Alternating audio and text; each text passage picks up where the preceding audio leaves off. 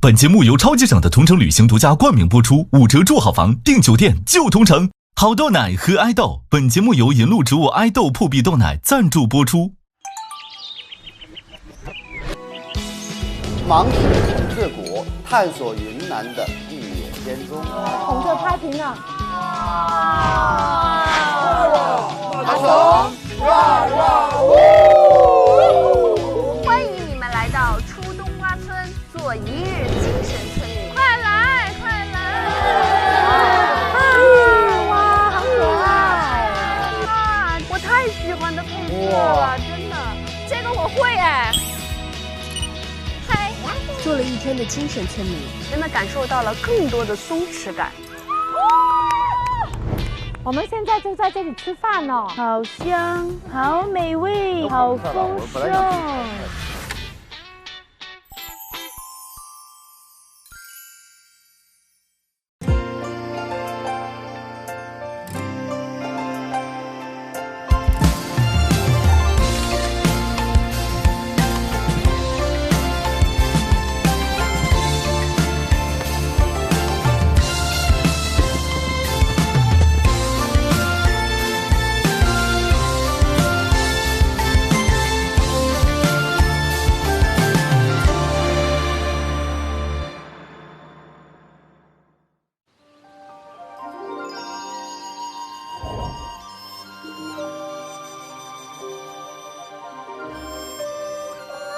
我们就玩广播了，我们不如现在就去上面吃饭。好。出发！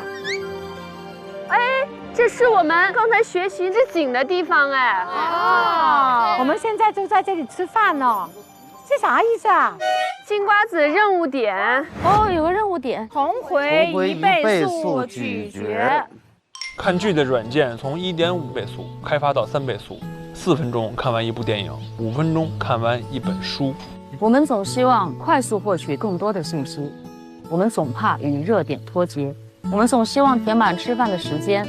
可是村里的下饭剧不是智能开发的电子榨菜，是自然的风，是屋檐的雨，它们可不会给你开启倍速调整的按键。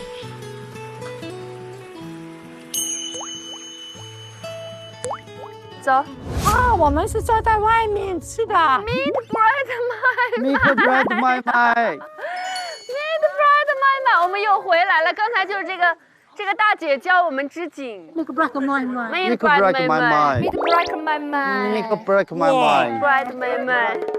哇，我这儿太好了，我太喜欢这儿了。对呀，这个景太好看了。天哪，哇，好是心旷神怡啊！我看这葫芦，他们说他们是葫芦的孩子。他们德昂族的传说是人是从葫芦里出来的，所以他们会挂这个葫芦。那个艾达要不要吃个木瓜？哦，木瓜树。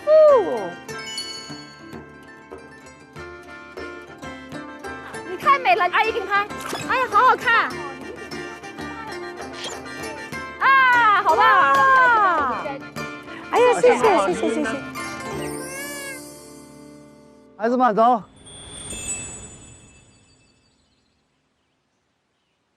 好好吃，来，好香，好美味，我可以自己。好丰盛。哎呦，我那个鸡蛋，这个鸡蛋绝对特别好吃。哇，这鸡汤都是红油。女儿，我这个第一碗是给你的，女儿。哎呀，谢谢爸爸。爸爸能不能给我2条鸡腿？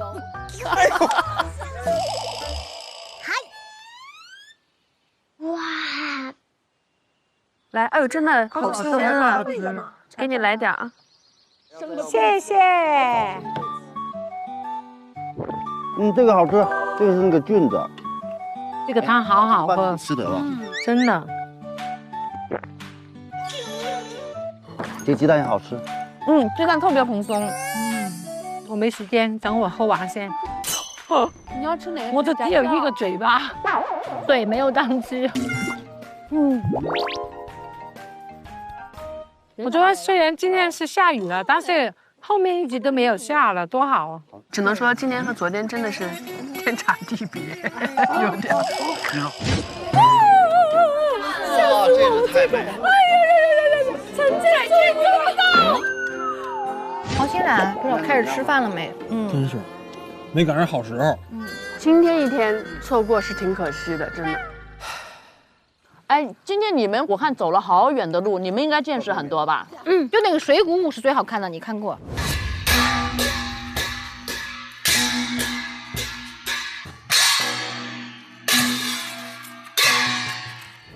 跳舞啊，跳舞兰溪没有看到，那真的是太遗憾对呀，啊！我没看到啊，应该让咱俩去啊，他们都不会跳舞、啊。那我就应该跟着跳了。咱俩跳，但是我们那条线路也特别好。你们是手工课是吧？身后织锦，做绒花。就是我这个绒花吗？对。对，喏，这一个，喏，穿一根进去。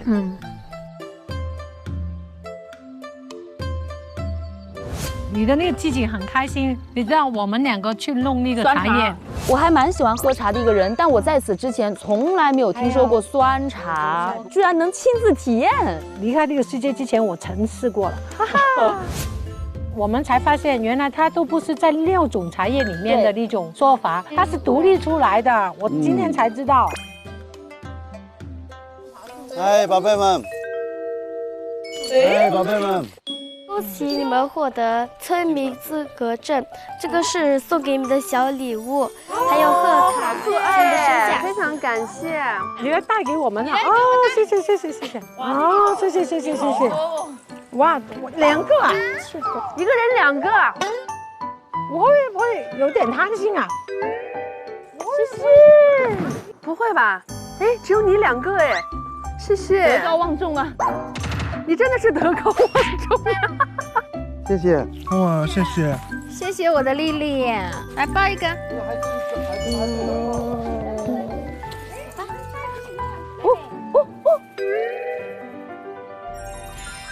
你看看里面有的。哎，什么意思？这个还挺重的。哦，精神村民资格证。哦，真的有东西。哎呦，还真这孩子们还对上号了。哎，你们袋子里面有没有这个呀？没有，你那是织的一块锦哦，很棒哦。你那要织几个月的？真的啊？真的是手织要几个月，我今天刚学会。啊！哇，我太幸运了吧！谢谢你妹妹。哎，女儿，你看看那个里面有个名单，会不会写的张小龙？我写了，这是张小龙女儿蔡秀芬。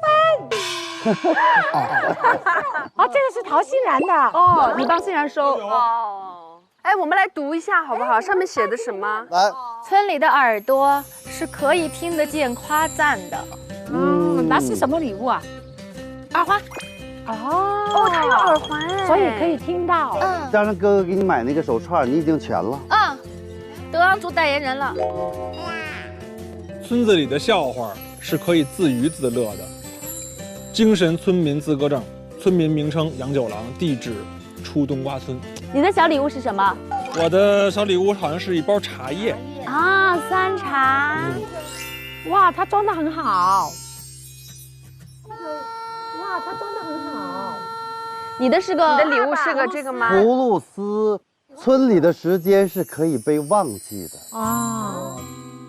这句话我觉得刚才特别适合我们俩刚才看到的那个老神仙，就是他100多岁了，我觉得他，而且他特别童真，正在那儿坐着晒太阳，跟您握握手吧，握握手，沾沾仙气儿。他已经不是老人的模样了，就是返老还童的那种感觉，而且长得非常漂亮。然后呢，我觉得这句话特别适合他，他可能也没有意识到自己有多长寿，他只是忘了时间的，真的忘记时间了。其实我也觉得，从50之后了，其实不应该叫51，应该叫49、48、47，慢慢忘。我的女儿虽然那么年轻，但她是懂得那么多，就像经历过一样。你说完了吗？来，我们的班长，你可以闭嘴了。哎，我好喜欢这句话，村里的眼睛是可以只看见喜欢的人的。我现在只看见我喜欢的人，跳过，从这里跳过，谢导。村里的耳朵是可以只能听见喜欢人说的话的。刚才谁说的？你这是有样学样啊你！我们好喜欢出冬瓜川呀！好，哎，我这个是什么啊？是一个挂坠儿。哎，这刚才你不是说特别喜欢这个吗？对，他刚才就特别喜欢这个。谢谢。村里的手是可以拍拍自己的肩膀的。你看，这就是针对你说的。戴在手上，拍拍自己。哎，它有2个了。哎，它真的是一对儿了。我也可以跟你拍，我也有，拍。好了。他那个没给他，给勋章给他。哦，不用，我有了。到我啦。啊，来，是可以不听见的。精神村民资格证，村里的花衣裳是可以不用配搭高跟鞋的。啊，这个可以不配的。这个锦真的很漂亮，这个是直接拢在腰上就行了。就这样拢啊？对啊，拢在腰上。哎，好看呢！哇，怎么这么搭呢？来，女儿，爸爸来，让爸爸来帮你一下，爸爸。对，这样好看的，对，跟我那个花花的衣服。这个就是我最喜欢的多巴胺配色。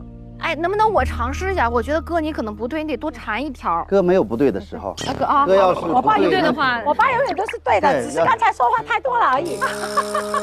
天哪！再来走个秀吧。好。真的是充满了多巴胺。你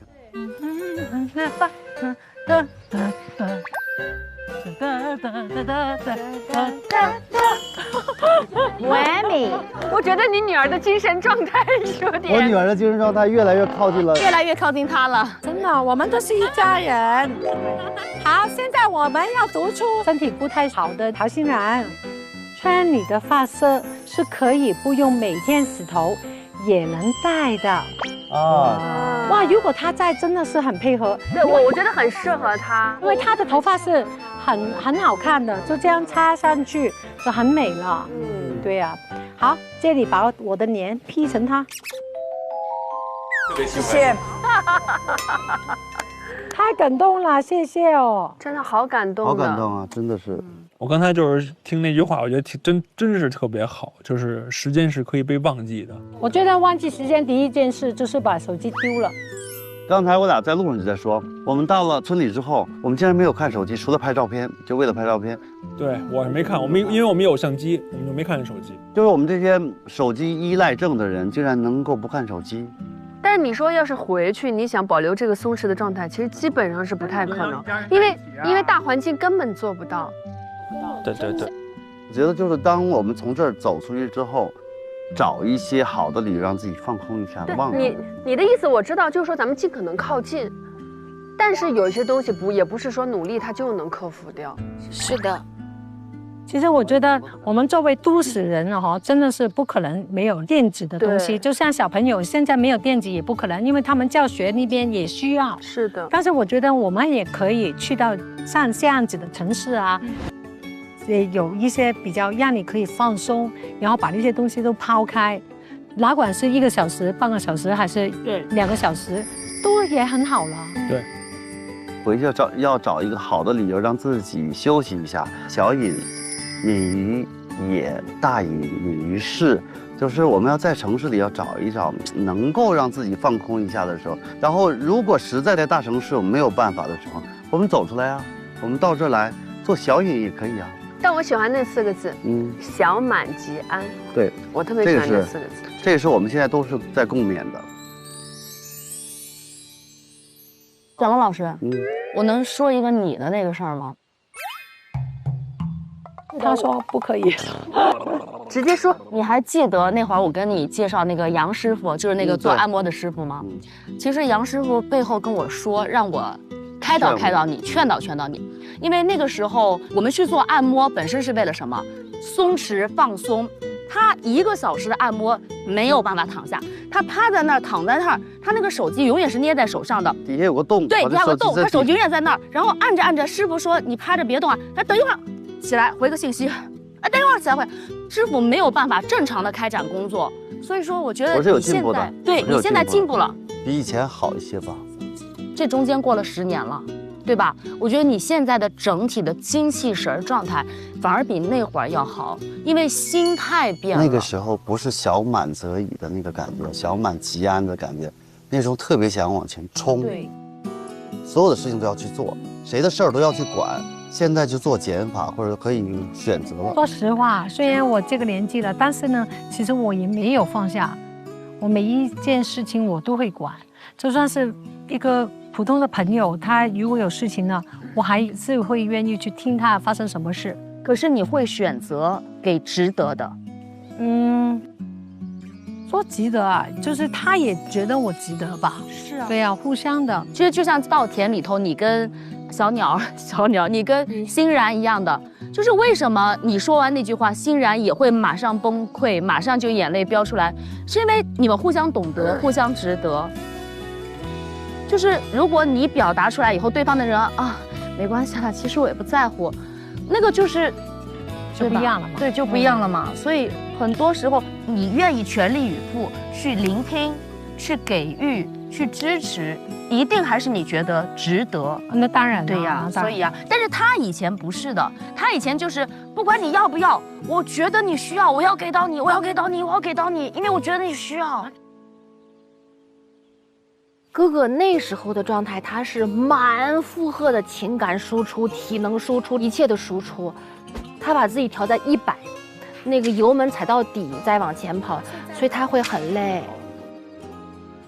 我现在好很多，他现在好很多。我会提醒自己，现在有涡轮增压了。说实话，我为什么有的时候那段时间把自己安排得很满？就像你说的，我不想失去。对，我那段时间特别希望我的工作安排得很满，我也每个人都想着我们一起来做一下什么事情。说我知道它终究会过去，但是我想让它留的时间长一点。所以那段时间我格外的可能比他们更拼，更拼。然后其实我也有去劝我们一起的，我说哎呀，这段时间你要好好的多努力的。他说哥没问题的，以后有的是钱去赚。后你知道说谁？但是我跟你讲啊，那个时候我一门心思就是我那个时候状态就是我只能做这一件事。我说我们去拍节目嘛，我是演员，我就想演。他打电话，那时候还没有微信呢，我就在那义正言辞的说了好几句，然后他没辙了，说你是不是傻？你就说你是不是傻？我就想挂电话了，我心想你干嘛呀？我就当你是不是？他真的是真朋友。对，但那个时候我 get 不到，像10几年前，我还有这觉悟。哎，过了几年，突然说，哎，你叫我啊！我说我。然后他想说，我真傻，我还叫你。不过他还是叫我。现在跟他说什么，他都会说，哎，我跟你讲特别好，我跟你讲，下次我跟他们说让你来啊。他每次都这样说。我记得有一张纸在我的床头，我一直都很喜欢的。当时候我也算是 TVB 的，就一线挺高位置的那时候。然后我看见有一句话说，飞鸟不管它飞多高，它总要停下来。然后我就想这句话特好，然后我跟自己说，我想停得很好。所以我一直就想，千万不要骄傲，也千万不要以为就可以永远都是这样。我不要这样想，然后要提醒自己，要美美的姿态的站好，就不管人家怎么看我站好了，自己美美了就够了。对。所以就是有智慧才能够真的更好，包括不管是事业还是家庭，我们需要思考，需要智慧。所以就是今天那个主题特别好，有些事情可以忘记啊，甚至有些人都可以忘记。你人的能力都是有限的，有些无关紧要的一些需求我可以不去帮助，锦上添花就算了，雪中送炭我还是要做的。然后先斟满自己的杯子，先让我们自己过好一点。包括你啊，让自己过好一点，让自己的身边的人过好一点。你知道，就是如果事事都是重点，就没重点了。对。刚刚你们说完以后，突然想起了一个小故事，就是以前看的儿童刊物上面的，说有一天森林里促销卖苹果，1折销售。爱吃苹果的小动物都跑去了，哇，囤了很多。长颈鹿很羡慕，他就想说这么便宜，我买一堆回去囤着，我妈妈肯定会表扬我的。好，他就买了一堆回家，他特别开心。他跟他妈妈说：“妈妈，你知道吗？我今天真的是省了很多钱，今天苹果大促销，我买了很多。”他本来以为他妈妈会夸他嘛，然后他妈妈看了他以后就说了一句话，说：“傻孩子啊，你忘了我们长颈鹿是不吃苹果的吗？”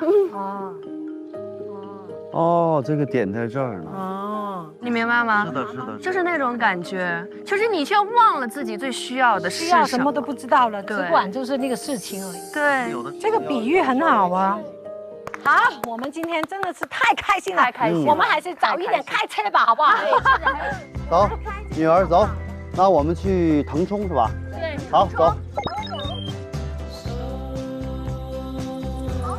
走了，出发喽，系安全带。对，好吧，我们出发去腾冲。前几天那个热搜特别逗，说《甄嬛传》里所有的毛笔字都是我写的。你哪有那么闲啊？我马上就辟谣了，我说不是我写的，不是我写的，不是我写的，重要的事情说3遍，就不知道从哪传出来的，你知道吗？哎呀，无所谓的。关键你毛笔字到底写的怎么样？很好啊，他写的很好。斑斑吧，就是我觉得说你不是自己的功劳，你不能搞到自己身上，你知道吗？就如果这个我不回应，我觉得挺不好的，因为剧组都会有专业的美术老师请人。但有一件事情我已经回应不过来了。什么东西？说小龙导演。小龙导演。完了，走到哪人经常问我，哎，郑老师，郑老师，我也没有办法。你知道以前我真的郑小龙跟张小龙，我是搞不清谁是谁，所以我跟你们拍了，但是我还是懵的。我经常说郑小龙那个来问他一呀。对，我后来我已经没有办法说，有人在我评论你好有才华。太有才华了，还可以拍，还可以扮演员，对，又是导演，又是礼仪指导，里面舞蹈也是你编的，然后你什么都会，你太有才华了。导演拍的戏，你不知道，在几十年前，80年代有一部戏叫《渴望》，就万人空巷，就是家要到看《渴望》的时候，工作都可以不做，回家看《渴望》。那个女演员到现在还很红。对啊，然后张凯丽老师。对，张凯丽老师。那当然了。然后呢，后边呢有一部戏叫北京人在纽约。我看过了。姜文、王姬和姜文，文，这导演去纽约去拍的，也是导演的戏，也是导演的戏，导演拍的。哇，我那个戏我爱死了。你不知道那是郑小龙导演导的？不知道。还有一个叫《金婚》，也是获遍了所有的奖。好好看，那个我知道，那个我知道，我不知道是那个北京人在纽约，也是他导的。那个好看的不得了，每个演员都好好看。我觉得导演很厉害，导演很会挑演员，而且他，不多说，说的时候一定是最在点。对，他真的不多说，他不怎么跟我们讲。两口子的文学功底都极强极深，所以《甄嬛传》呢，其实刘莲子也说特别感谢导演他们两个，把这样的一个悬浮的剧小说调成了一个落地的剧本。对，所以说它一下变成了像个史诗剧一样。你要换一个，可能拍法就变成了那种飘来飘去、飞来飞去的了。对，又是偶像剧的导演拍的戏，所有的都是。他很实在。编辑部的故事也是拍了多少个戏？编辑部的故事也太厉害了但小甜甜也是，就是经典。我真的是。你们拍的时候没有感觉吧？就是你拍的时候觉得好像不太正经的一个戏，这部电影。也不是我很认真的去拍的。但是周星驰和刘镇哇，他们很认真的，他们真人不是开玩笑的。他在排戏怎么很认真，根本不会跟你开玩笑的那种。我找的陈嘉上。谁？陈嘉上是陈嘉上做我的监制。那你还说你的戏低小成本？还好。对啊，还说低，就是不想找我而已嘛，说那么多。就只给你钱，你不要来演。我很想知道前面是谁在开车。开始是九郎，现在不知道是谁。肯定是的，他们全都给九郎轮。但我觉得这么开车的方式有点像思思，他合法守法，但挺猛的。没必要就是强出头或者对吧？但是今天我觉得我 OK， 所以你随时说话。好，我也老司机了，不太像九郎。你开的也挺好的嘛，早晨开的多么温和，怕被我骂。对，我就想说，他给你骂过之后，现在挺好的嘛。对，他们都是你的学生啊，所以你那么熟。他在20年前拍戏，就是我就做指导。哦，做指导就讲礼仪，在《甄嬛传》的时候已经是我们认识了差不多17、18年的有了。对对对。我为什么这次最近出来工作的很频繁，就是因为前段时间我儿子问了我一个问题，妈妈你都不拍戏的吗？哦，我就马上啊，好，有工作我都出来。之前我都尽量推。是的，他也为了孩子退了3年的工作。你也是对吧？很多。这1、2年工作比较多，然后他上小学了嘛，因为。然后他有点不适应，因为他一直以为我是一个全职妈妈，他一直以为不出去的。然后等到他上幼儿园，哎，发现这个人怎么那么忙，总出去了。我跟孙茜当时拍戏的时候还说他很痛苦，孙茜就说：“哥哥，那时候就哥哥，我拍不下去了，我静脉曲张，我天天站在那儿。”每天站的时候太多了，太累了。我演女1号的戏，虽然不是大戏，我演女1号到这个戏里呢，我在这儿，小主冷了吧，我给你披件衣服吧。小主热了吧，我给你扇扇扇子吧，他就很痛苦。然后几百场戏他都不知道，他不知道自己多少场戏。他就跟我说，他说怎么办呢？他说我好难受，但是我又特别尊重小龙导演，他自己很纠结的，他完全没想到这个《甄嬛传》完了之后，大家那么喜欢姑姑。我很莫名，所以不要计算太多。对，只要随心。你是为了导演而拍，最后你因为其实我们那个戏那里面那么多女孩，那么多女演员，很多在别的剧里面都是演女主角的。对啊，其实战金那会儿他已经演过好几个女主角了，刘珠，我的兄弟顺啊，我的兄弟跟王宝强什么的，都是郑晓龙导演的粉丝。我们都是导演的粉丝，这哥哥说太对了。你们也投资的对，但是过程中好痛苦，因为半年的时间。然后在横店，我是好久才拍1场戏，拍完1场戏刚找着的感觉，1个多星期10天再来一次。我跟你正好相反，我天天有戏，天天站在那儿，但没啥词儿。然后他关键是通告没他还得去，因为有甄嬛就没他，没很奇怪，对。到后来说你有没有你就来吧，就这种，他也不知道有几百场戏、上千场戏，不知道他随便7、800场，我觉得他肯定有，他比王后多了啊。他有一天说，他说哥哥，我的脚，我的鞋冻在了那个冰上，对，钉的。然后我往前跑，我又没有办法回去穿鞋，反正看是近景，我就光着脚往前跑。啊，对。他们都走了，我的鞋冻在了冰上，但是我得走，所以我就赶紧把鞋先脱了，光着脚在冰上跟着他们走。而且他后来说哥哥我很辛苦，他说因为我站不直，我一站直，我就没有那个尊卑感了，我就马上感觉我有点霸气了。对，所以他一直弯着，他很痛苦的。对，腰会很累。他说他还跟我说，那些丫鬟就更痛苦，他们是括号型，我要求他们是括号型，在后面不能抬眼。他说他这半年他是一直这样的，稍微有一点膝盖不直，其实观众看不到的，看不到。对，但是他还必须弯着。对，因为人的肢体嘛。对，哎呀，真的那个时候还蛮辛苦的。还是做王后比较舒服。但是你记得你有一天你的头皮被扎出血。对呀，我有一天这里就是划破了这么长一道口子有血。他发现的，我不知道你记不记得？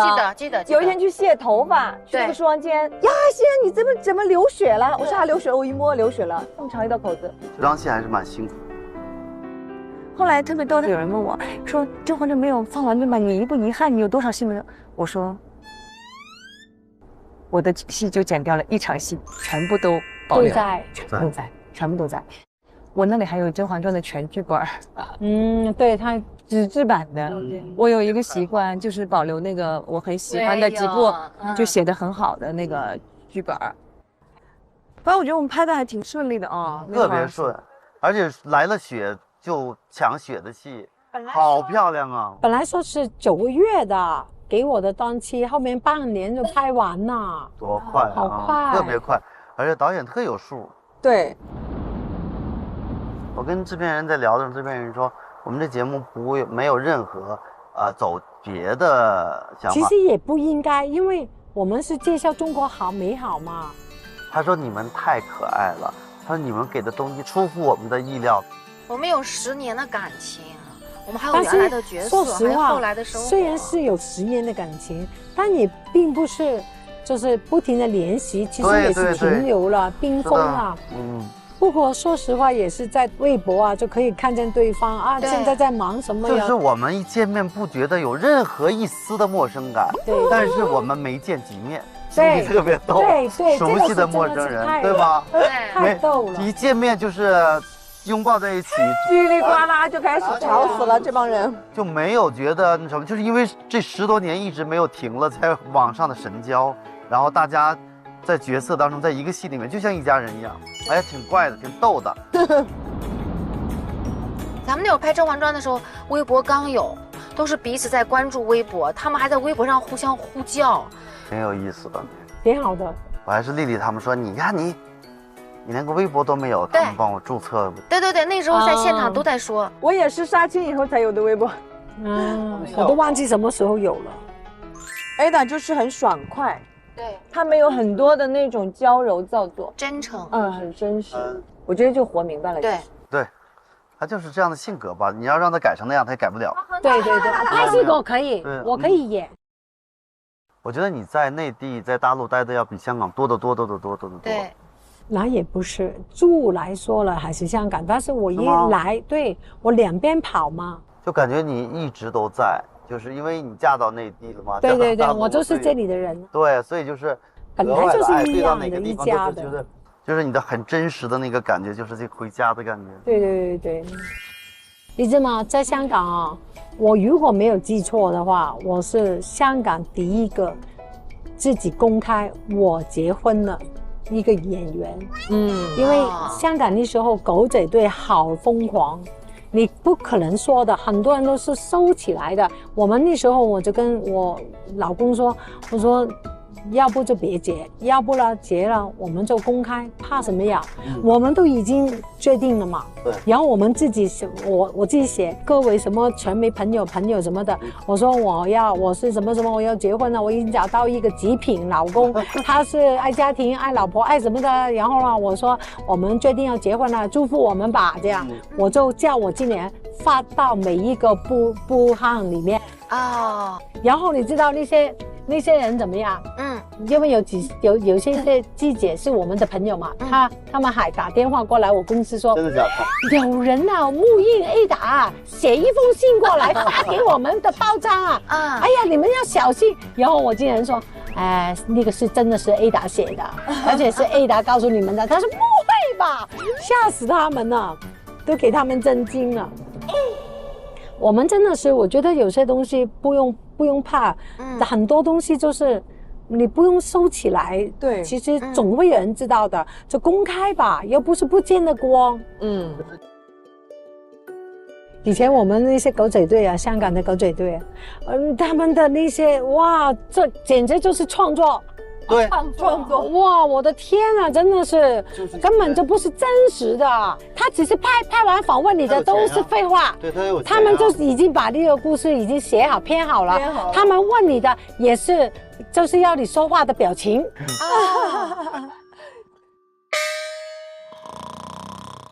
洪湖水呀！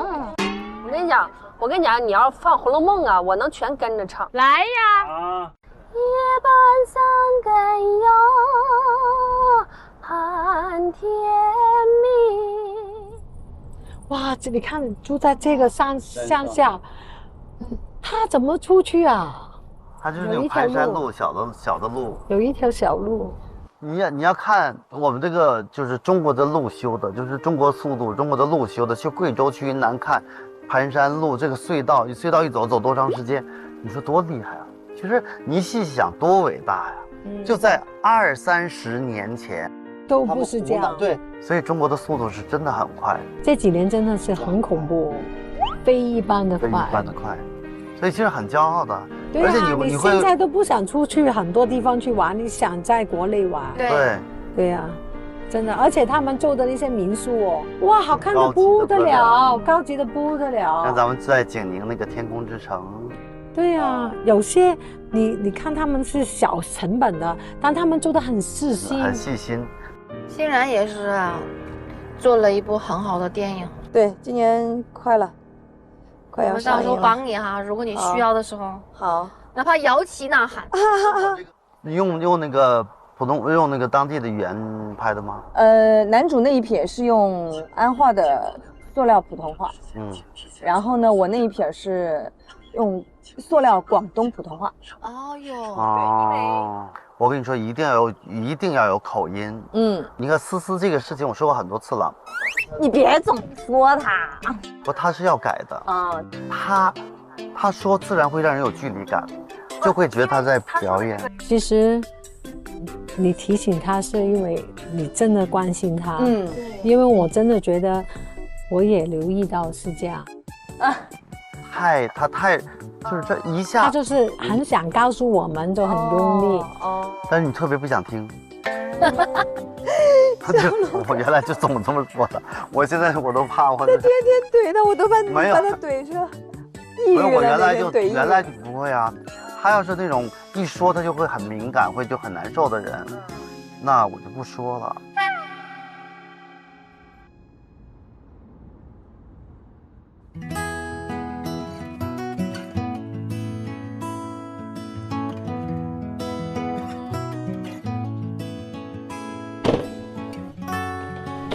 来，我来找你。哎呀，谢谢。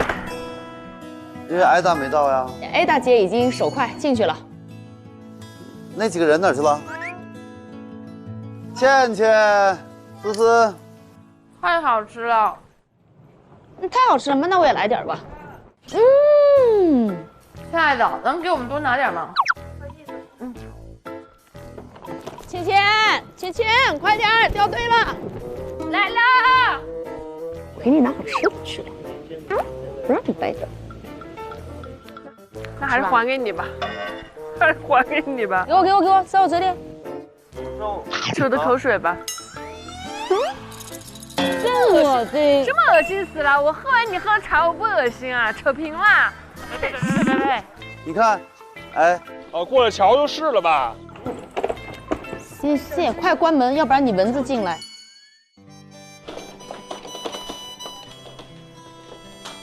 咱们是邻居。好。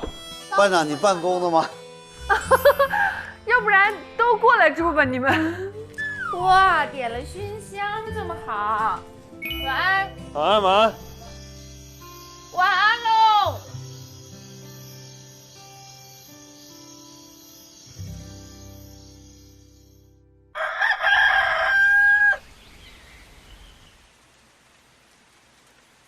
下雨了，哇，这个小雨的感觉真好。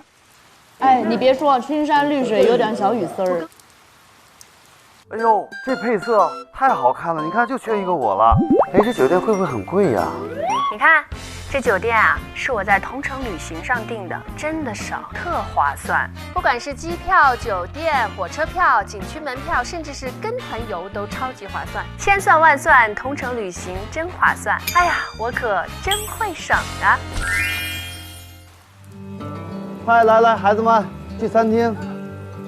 哇，哎呦，准备好喽！哇，太丰盛了吧！哎呦，班长又是你准备的吗？这是你亲手准备的吗？班长，你可真贤惠，你可真贤惠。哎，大姐，这要是我准备的，我这一晚上就别打算上你床了。可不就是一晚上没睡吗？我怎么会不知道你？我这家伙 ，Hello。哎呦，恭喜你瘦了。他本来就瘦啊！来，坐上位，坐上位。哎，艾达今天不吃早餐了是吧？哎，对呀，艾达姐也没来呀。皇后娘娘没来，位置都给留好了 ，C 位。我的女儿就是这样，有尊贵的身份。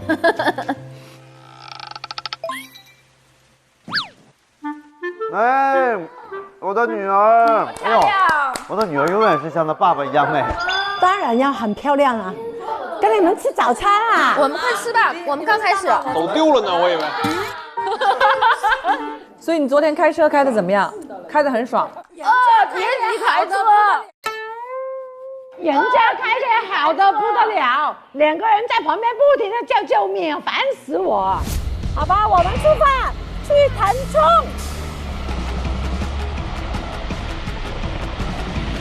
哎，慢点，不行，没事，你怕什么呀？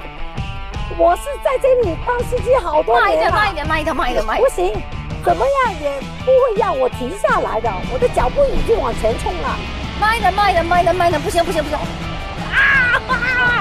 这山路旁边是悬崖。不用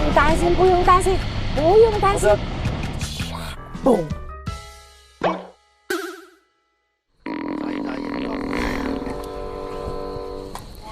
这安全带只有1根啊！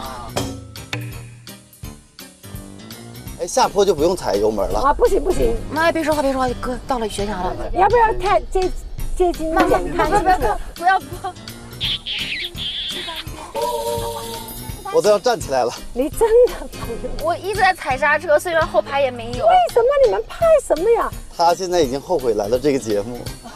让我走回去吧。他就不停的说悬崖，弯了，急转。对我来说一点问题都没有，我都习惯开车了。没有，今天我来开车行吗？大家相信我吗？我不相信。哎，等一下，我们干嘛？哎，我们班长说。哎，今天我不是班长。为什么你又不是班长了吗？我1日班长。1日啊？那今天是谁呀？不是，我还是愿意继续为大家服务，没有问题。那你就继续班长呗。哎呀，规划路线这事儿真的太可怕了。我一个坐副驾都老睡觉的人，你说国不可一日无君，班不可一日无长啊。那你当吧。你当。我怎么觉得他还没醒酒呢？你看看，真是哦。刚刚的头好痛啊！哎，他没当过呢是吧？对呀，思思没当过。太好，你当吧。每个人都要当班长来吧。班长好。那要这么说的话，哎呦，班长开始演上了啊！班长演上了。今天我是班长是吧？哇塞，四姐都开始舔肚子了，刚才都开始舔肚子了。你今天有什么想法？我记录一下。我昨天晚上就想推拿，没找着人。好，我安排。你有什么想法？没事，我辅助你，我就愿意做，我就愿意干，我没好嘞。你有什么想法？我要泡温泉。得嘞，你有什么想法？我真没想法，我真的没有。哎，白问。你有什么想法？把方向盘握在我自己手里，没有想法了，谁也不行。今天你就别开车了，要不然行了。哎，那个思班长。哎，您说。我们吃完了。哎，要打包还是要结账？喝点水，喝点茶，咱出发了。哎，得嘞，各位请来。哥，你怎么就声儿都变了啊？怎么谄媚2个字就写在了脸上？这怎么回事啊？其实就是很简单，对，这很简单，不要了，不要了。哎呦我的妈呀！你看这班长，你太好，你看这班长摆着好看，班长要坐中间。哎呦我的妈呀！陈思思班长，烧屁股他觉得。C 位烧屁股，坐不太住。好，欢欣团的成员们，你们昨天共花费54个，目前剩余76个金瓜子，整76个。哦，整76个，还剩76个。是这样啊，我给大家讲一讲，昨天咱们在出南瓜村。出冬瓜村。哎，你们终于知道我为什么在广播站笑场了吧？因为哥一直在说南瓜。那个芝姐，那个大姐，她传承这个非遗，然后呢，我问了她一下，她真的不赚，她不赚钱。我马上就联系了中国妇女发展基金会的妇基会，她马上就来。哎呦，这可太好了，这个来了有可能我努力的让他们请一些企业给建一个妇女的非遗工坊。哦，真的？真的，嗯。这是我们第2代这个橄榄枝编织36法的，他家的第一家就是那个研学基地啊。那你很小的时候就开始在学织布，您穿的这个衣服也是自己做的吗？我是给了女，是的，他自己做的，很漂亮，很漂亮。希望更多的人关注德昂族，关注德昂文化，走进边疆民族手工艺。努力啊！所以昨天我们那些钱，有一些钱花的有点多，但是我觉得花在那个大姐那儿，我觉得是挺值得的。嗯，好，我们同意他们了。好，我们现在发布今天的轮值班长的人选是陈思思。哎呦，你看这 C 位都坐上了，你瞧瞧，实至名归。感觉没有点配乐，都对不起这个总裁。坐下了吧。好，实质坐下吧。哎。所以班长，我们念一下今天的任务吧，班长。好的，今天每位换新团的成员都会被赋予一个秘密使命，成为某人的守护天使，不谋而合。哦，大家听清楚了啊！依次到导演组处说出今天你想要守护的人，选择守护以后，你将成为他的1日天使。在游戏期间，你需要默默地关心和帮助你的守护对象，但记得不要暴露身份，保持神秘感，直到游戏结束。现在，请大家自由决定顺序，来导演组处登记。我今天要成为他的守护天使，没有办法，真的没有办法，你怎么选呢？我今天因为其实我也有一些话想要跟他表白。哎，我完了，不能说，一开个头，我怕我又哭了。走吧。哇，好这感觉太好了，烟雨的那感觉，你看就是我们中国水墨画呀，真的是陷阱啊！好香啊！可以根据个人的喜好来调制一杯我们的咖啡。哎呦，等会儿我这弄一脸，不错。你丢过最离谱的是什么？你有没有丢过孩子？丢2次。这是一个非常有趣的看自己和看他人的一个测试。你知道我今天这个天是要守护谁吗？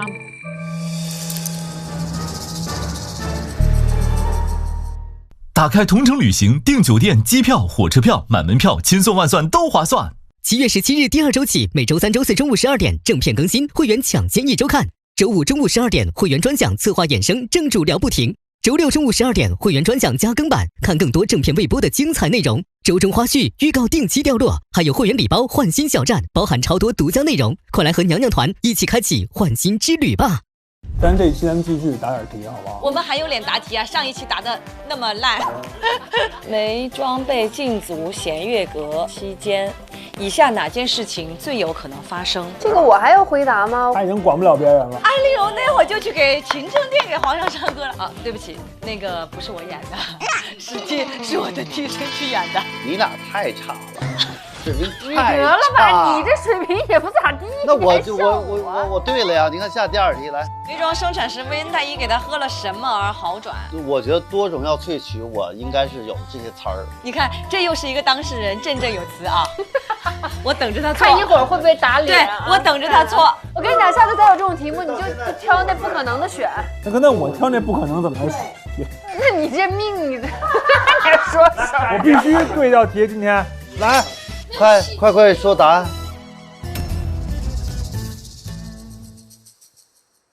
大家好，我是奔赴万人现场的策划人梁龙，我是奔赴万人现场的策划人薛之谦，还有一位特邀的策划人，都知道是谁了，对不对？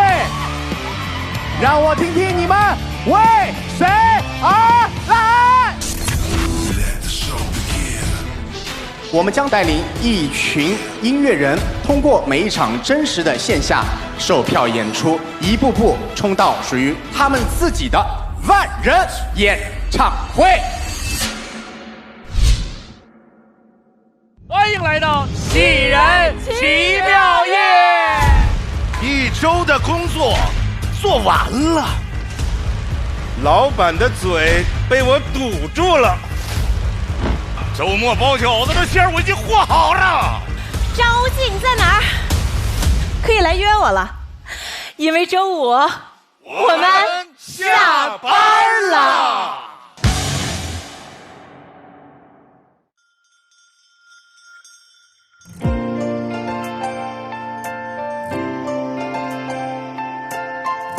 我们就往这边走吧，妹妹们，还是姐妹重要。上微博参与《换新环游传》话题讨论，和换新团一起聊旅行趣事。更多精彩内容尽在新浪娱乐微博综艺新浪综艺。节目旅行的每一站，换新官都将在微博分享更多精彩内容，快来一起换新环游吧！腾讯视频电视版、极光 TV 同步播出，畅享大屏极致视听体验。关注腾讯视频 SVIP 微信公众号，获取更多追剧资讯，领取 SVIP 优惠。首次关注还有机会抽 SVIP 年卡会员哦！关注腾讯视频 VIP 微信公众号，可参与抽会员哦！让智能创作如影随形，腾讯智影用 AI 超能力和娘娘团一起出发。